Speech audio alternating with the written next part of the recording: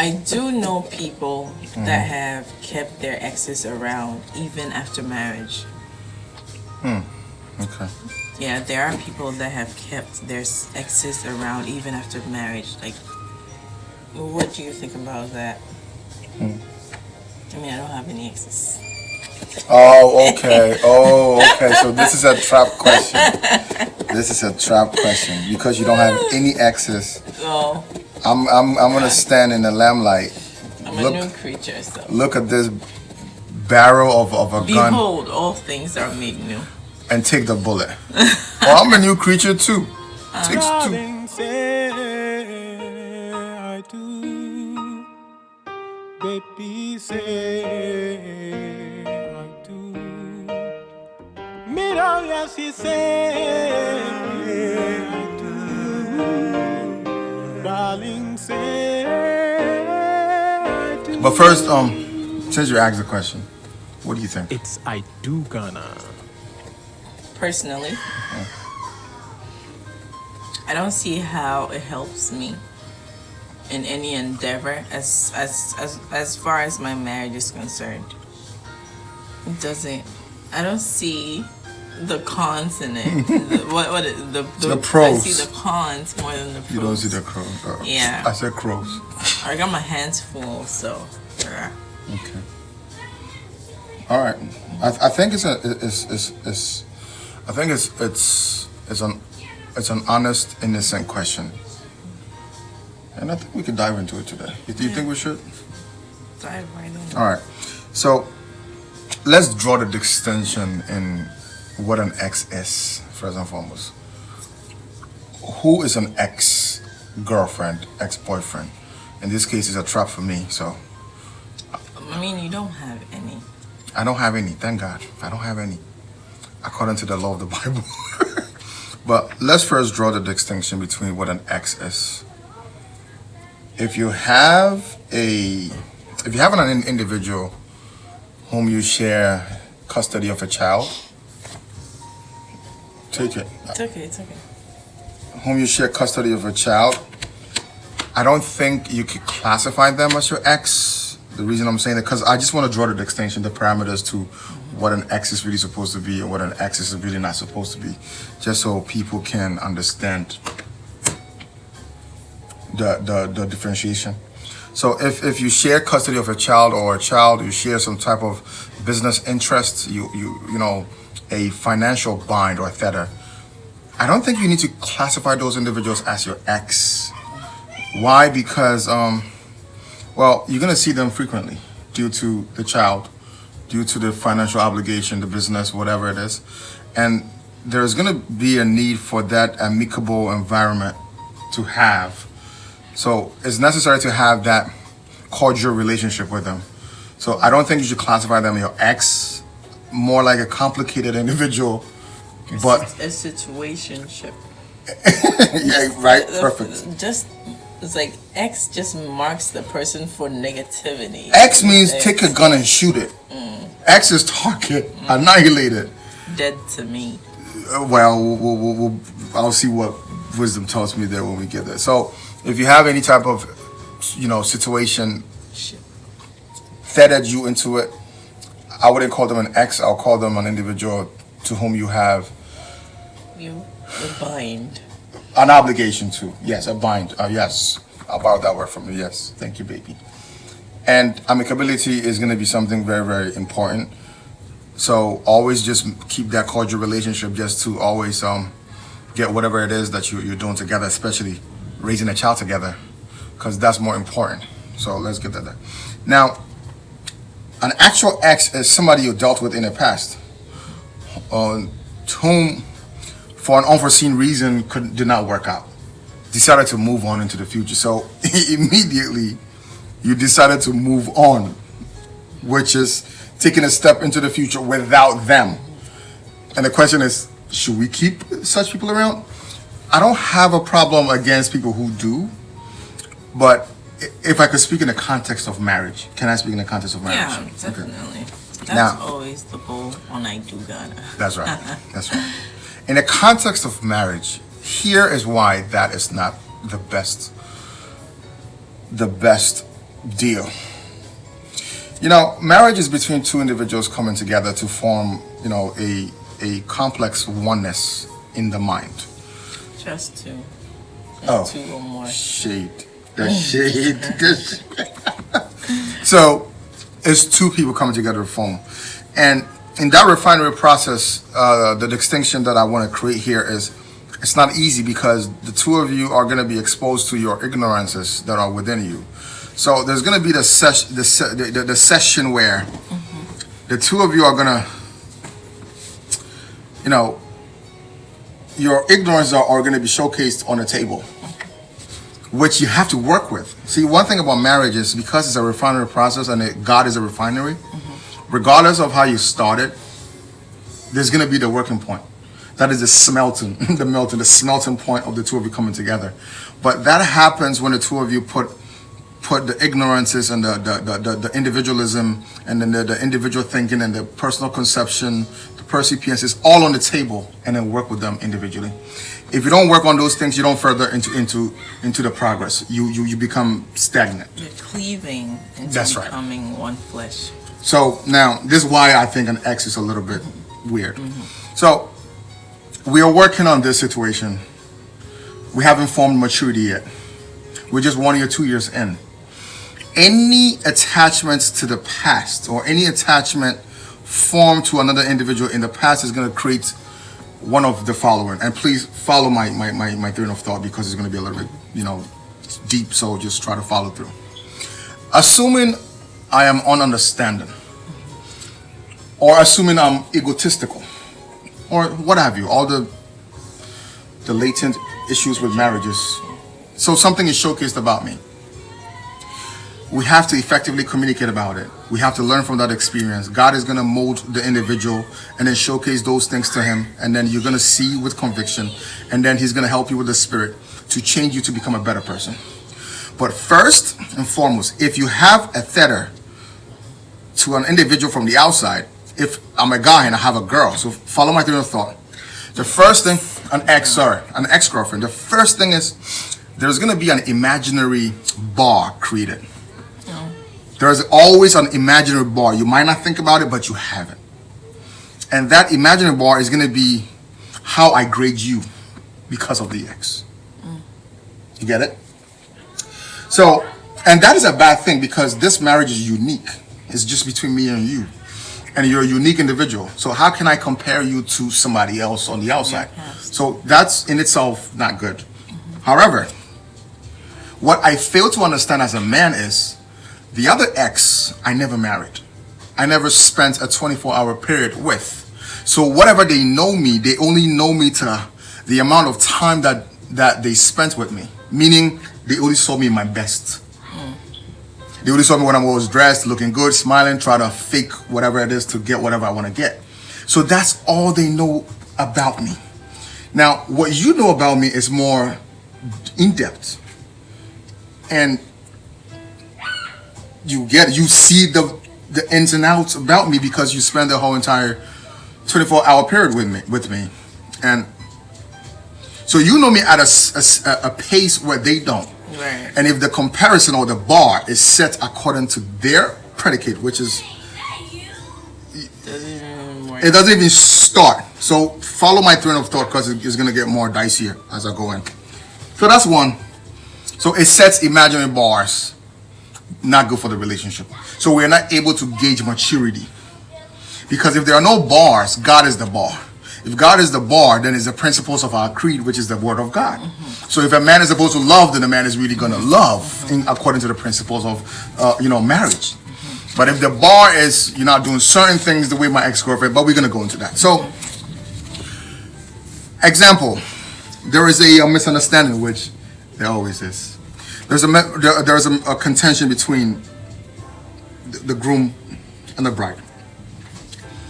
And the conception is I don't do certain things well. Because I consider my ex a friend, chances of me going to relay that information to her is very high. Because I will always want another female perspective Perspective. on the very issue governing my marriage. But what we fail to understand is when I go to tell the female about my marital issues, I'm only going to say my side of the story, according to my understanding, neglecting everything about you, and then giving her the opportunity to reflect back in our past, only to just affirm what I already claim as my way of thinking, because you only knew that about me. So, oh, I don't think you're that ununderstanding. Come on, OPM. I think you're a little hard, but you're not that crazy. They go, yeah, I know. It's her fault. Did I come back to you?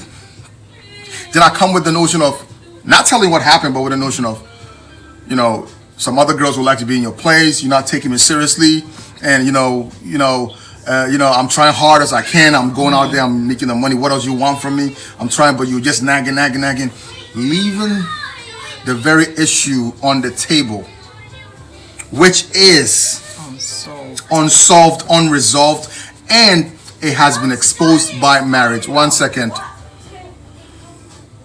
Okay. Unsolved, unresolved within the marriage, leaving that on the table, meaning that maturity will never reach the potential in my life. Potential. So that is the reason why having that extra baggage is not helpful. See, it's like running a race. When you're running a race, you want to be as free as possible by wearing lighter shoes, lighter clothes, and giving your boost in terms of your energy the best possibility, just so you can run the fastest that you can according to your athleticism. You get my point? So having the X is like having that extra bag which you're pulling along the race and always looking back to and complaining that the race is not being run well and complaining about the race itself. So I don't have a problem with the X hanging around. The problem I have is, have you reached a certain maturity that you're able to steadfast in yourself? Your wife is able to trust you. You're able to trust her. You guys have displayed the ignorances of individualism, worked on it using God, and you guys have reached a certain plateau where the relationship is really strong. Then an ex can look at you and say, wow, I can't believe that is OPM speaking right now. An ex can look at you and go, wow, I can't believe this is the guy. Wow, he's changed so much, because our exes are not supposed to be our enemies. That's not what they're there for. We're supposed to be an inspiration to every individual here, being the heritage that God has created in us in the form of a legacy, to show that light that shines from Him. He illuminates us. That means that we're supposed to be put on a mountain in the darkness for others to see the light from. But you have to reach certain maturities to be able to have that purpose. Because honestly, you have to first establish your marriage, the footing, on a sure footing, yes, baby, a sure foundation, yes, right, baby, before. And there should be a purpose for you to initiate a conversation with an ex. And I think there should be a level of honesty between me and you, and I'll alert you why I need to do that. I mean, if you're gonna be friends with the person, is it gonna be your wife's friend as well? Are you both? Because as married people, you share friends, right? It's not gonna be you have your set of friends and I have my set of friends. We're gonna share our friends. So is this person someone that's gonna be both of our friend or just mine? You know? And secondly, how would I feel if you had the same option of having a reliable friend guy who you had in your past, whom you still want to have as a friend? How would I feel towards that? Because I feel like men take the lead when it comes to stuff like that, but we don't like it when the women do that. And hey, I may be wrong, and some women also, because it looks like, sorry, what I'm trying to say is, some people always want to have what they want without being blamed or being told what not to do. But those same people hate the idea of the opposite individual doing exactly what they do. Right. Because of hypocrisy. So in as much as you want to keep that friend of a girl around, how comfortable are you to have your wife keep the friend of a guy around? The whole thing is, I don't think this is someone that could have ended in marriage, but for some reason you realized you can't go that step with that person, and so that person can't go, let's say, into your future with you. So they're in your past. So now that you have found someone that you're gonna create that future with, why go to the past? Makes no sense. To bring that person Makes no sense. that you realize you couldn't have that future with? Why is it? I think I know the answer. No, Right. but please share more. Yeah, nah, I was just. No, please, honey. I like when you share. Why this. is it? Why is it that now you feel that that person is gonna be needed? It's always because of some lack See, that you're experiencing in your marriage. okay. Bye bye, Jade. Hey, bye. You said something very profound, which I would like to piggyback off. You said you left the person in the past to further into the future with somebody else.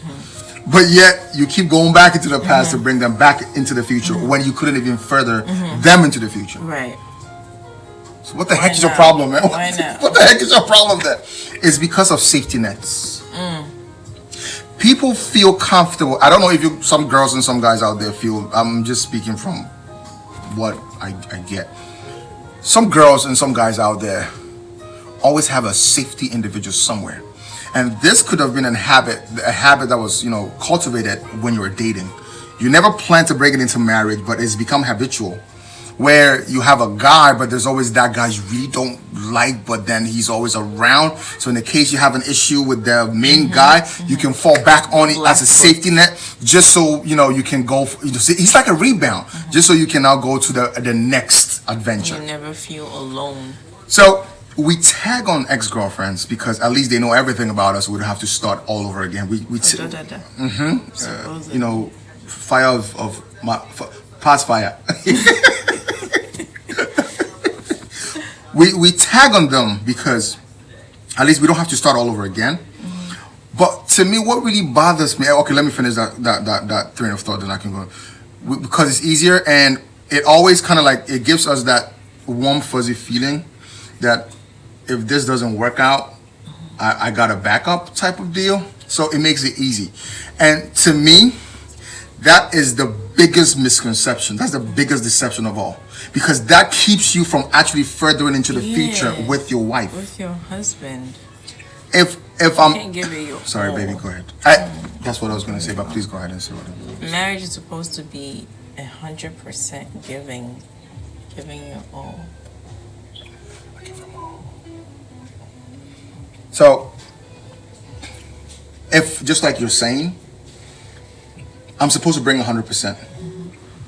Mentally, emotionally, spiritually. Because, and physically, absolutely.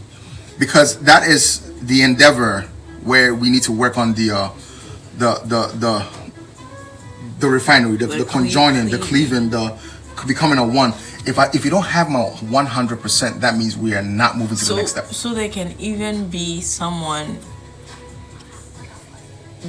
like consciously or subconsciously bringing their ex into their sexual life. No, honey, let's not. Seriously. But let's not even go there. But you're saying physically. But let's not even go there. Because like you were saying in the morning, when you get to comparing the sexuality of your past partner, you lost it. You lost it.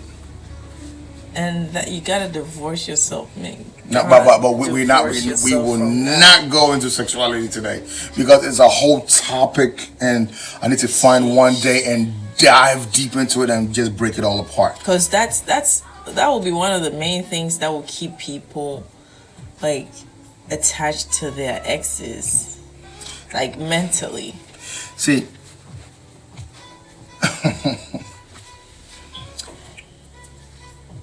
There is always, can't bring that along in your marriage. The journey of a marriage is two individuals coming together to accept the journey without any external help, even including parents. Yeah. Even including siblings. Yeah. So if you can let go of your siblings, your parents, and they may have a say on something, but it's up to your ultimate decision. Why an ex-girlfriend or boyfriend who may only know you according to the few hours they spent with you in a day and not know the true you, who may have their own ulterior motive. Because I can trust myself. See, some guys are gonna go like, "Oh, me, I know myself. You know, me, I know myself. I'm not gonna cheat on my wife. We're just friends. I'm just friends, and I'm not gonna cheat." Married. I'm married. How do you know what their motives are, and how matured are you? And if you actually do have this, I commend you. I think it's commendable if you continue to do however that works for you. But your story is still not ended. You still don't know how that's gonna end. But there's something consistent here. I know if I pay attention to her alone, I know where that story is going to end. It's consistent. If you continue to exercise, if you continue to study, you're going to get good. If you continue to study, you're going to pass that exam. But if you're going to try a shorter route, a different route, it may or may not happen. So why choose that against the consistent way? The way of marriage is very, very, it's dynamic, but it's the same foundation. It's simple, really. If you give your all to it. Oh, it's like you stole the words. Please say something. If you give your all to it, it's pretty simple, but we complicate it with like holding on to things that are not gonna help the journey. Marriage is a beautiful thing, and I want to make sure that I exclaim, I espouse, I consistently yell, and make this known to everybody. Marriage is a beautiful thing. It's not what it has been made to look as if. It's not boring. It's boring because you're looking for all the other activities that are not with your partner. That's why it's boring. It's boring because you're looking in, comparatively. Somebody else's to yours. That's why it's boring to you. The grass. It's only boring when you're not paying full attention to yours, because the minute you start paying full attention, you will. It's so much work. It's so exciting. You give it your full attention, man. It's so exciting. The journey is exciting. It's only boring because we're distracted. That's it. That's it. And I also want to add this real quick, then we can end this topic and go to another topic. The third thought just came and just left. Oh snap! It just came and just left. But I think I'm gonna find it back. Let's not go into marriage with this very bare minimum mentality. People go into marriage with this perfunctory ideology, where that means, I got married because I want an additional financial helper. I got married because I like sex, so if I get a consistent reason for sex, then that's why I'm getting married. Don't get married with elemental thinking. If you're gonna get married and you found the right individual, I want you to think substantially, deep. You're about to build generations. You're about to do something bigger than you. You're about to create humans, literally. And not just humans. Humans you are gonna teach in a form of education. Skill sets, ideologies, foundations about this earth that they are gonna build a whole life around and teach on. So wherever you find yourself right now, I want you to picture this. Like, just take this picture real quick. You're about to spawn into generations. You and the image that God has impacted on you about himself. This is big. The sexuality aspect, which is paramount in a relationship, which, hey, I love it. But one of these days, I'm going to have a whole topic on sexuality. These are just the aftermaths. These are, it's like, if you grow a tree, you're going to enjoy the fruits. These are the aftermath of the journey of marriage. These are the climaxes, the apexes, the icing on the cake. But then what makes it even more understandable are the sex part of it. Because the key point is what's going to make it hold, what's going to make it stand, what's going to make it last. And the fun thing is what's going to make it hold, what's going to make it stand. The more you get the maturities of that foundation, your sex life becomes even better. It becomes juicy. Because it's like the more you understand why you're suffering studying. It's like the more you understand what's on the other side of success when you're studying and paying that, loans. It changes your mindset towards what you're doing. And do you get what I'm trying to? And then it makes you dig even deeper. Because at this point, you just don't want to graduate with just any meager score. You want to be 4.0. You want to be, you want to be top of your class. Honors. Same thing with sex. See, the sex can only be boring. Why are we talking about sex? But it can only be boring if you had that preconceived idea about what your understanding of sex was in the past, and then coming to marriage, you brought that same lust of satisfaction from the past into the marriage, not looking for the newness of that relationship and what is going to engulf into the knowing of two individuals from you see, because you don't know that, you're only comparing. Again, the bar is set low when the bar can be set really high. God's bar. Yep. This is why bringing things Not of the past, movies, not what the world paints it to be. and it takes away the notion that how can I sleep with the same one for 50 years? It takes that away, because it's like, see, I know her today. Every day is an opportunity to get to know something deeper about her. Every day, every year gives me an opportunity to learn something new about her, a new unraveling, a new unpacking, a new way of God showing me a way to serve her, lead her by serving her. Why are we talking about something completely else? So yes, in a nutshell, succinctly, So, it's not a good idea. yeah, seriously, it's not a good just idea. gonna take away from your full attention you're supposed to give to your marriage. That's and then when you tend to do that because you're feeling a certain type of lack in your marriage. But the best thing to do will be to focus on that and tackle it with your husband or your wife, and not trying to find fulfillment from some other person that didn't work out. So, You know? wow, that's It's already a failed experiment. Why you go going back to it, it, man?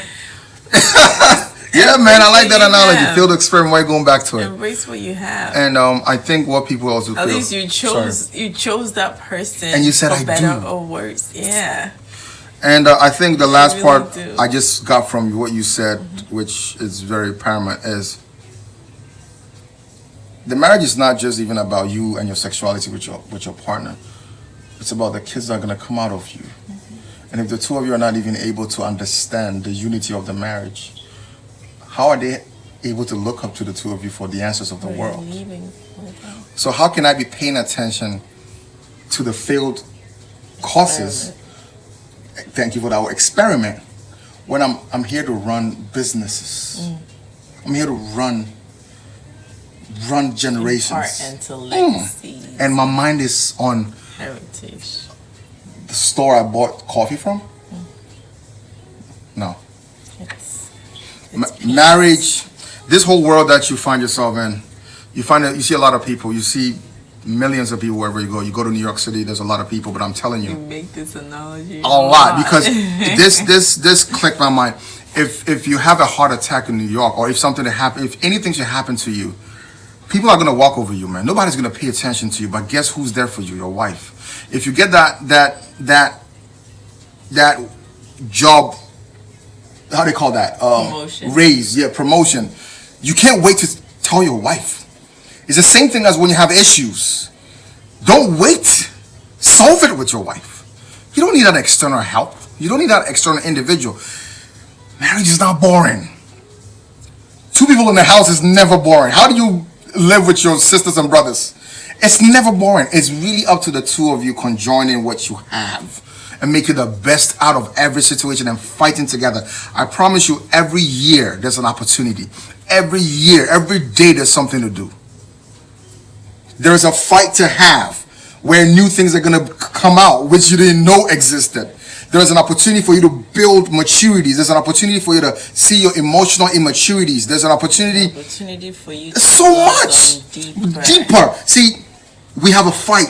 I mean, we don't fight lately, thank You're God. shaking the table, dude. I know, my bad. We don't fight as much as we do before God dealt with me.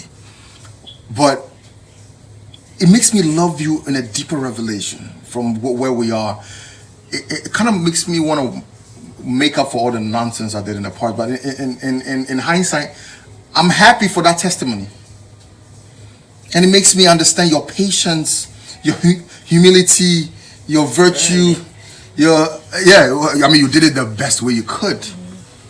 But here we are, 11 years in, here we are with what God has done. And it amazes me that how many exes could I have gone to? How many thinking stupid mindset could I?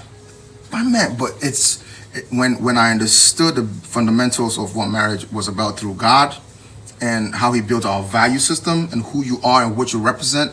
To me, it's like a broken car. You fix it so you can move to the next step. You don't fix it, you stuck.